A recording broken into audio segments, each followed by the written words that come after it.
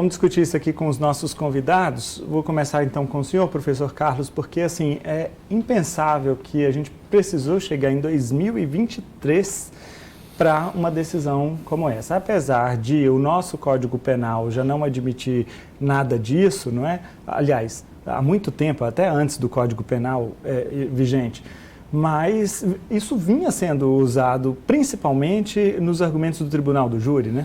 Sim, no Tribunal do Júri a gente tem uma sistemática lá no plenário e que ela advém até de um dispositivo da Constituição, fala que no Tribunal do Júri a gente pode usar a ideia de plenitude de defesa. Nos processos comuns que a gente tem, que a gente vivencia, a gente fala em contraditória e ampla defesa. No Tribunal do Júri, não. A gente fala em plenitude de defesa. Isso quer dizer o quê? Que eu posso utilizar argumentos que são técnicos, que são jurídicos, então dos profissionais do direito, então a gente fixa um conceito jurídico de legítima defesa, trabalha os elementos desse conceito, fala em agressão injusta, mas no Tribunal do Júri eu utilizo essa parte técnica, mas eu utilizo também uma parte que está fora da técnica, que é uma parte de observação da sociedade, do meio que a gente vive, das circunstâncias do crime, da gente fazer leitura sobre o contexto que está se desenvolvendo no Tribunal do Júri. Então, são argumentos que eu chamo que são metajurídicos ou que estão fora do direito. Eu uso argumentos lá para simplesmente fazer o quê? Ganhar o voto. Aí, no caso do Dock Street, por exemplo, ali a gente tem um julgado que o grande Evandro Lins e Silva, que foi um advogado de Tribunal do Júri, ele utilizou esse argumento da legítima defesa da honra e o argumento de matei por amor. Esse argumento está fora do direito, porque tecnicamente isso não é nada para a gente. Nada, nada. Tecnicamente não é. E moralmente é um argumento que hoje o Supremo Tribunal Federal fala que é errado. Mas por que ele foi utilizado durante tantos anos assim?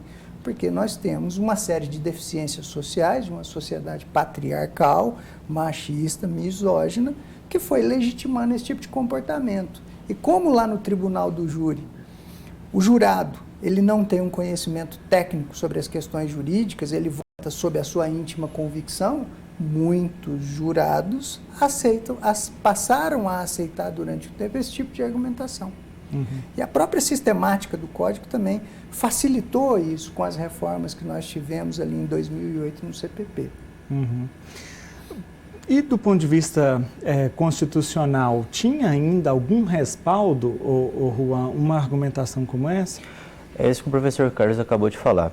A plenitude da defesa e também a não necessidade de fundamentação dos votos, os jurados julgam de acordo com a sua íntima convicção, da forma como eles são convencidos naquele caso, até porque eles são pessoas do povo, não são pessoas com formação jurídica.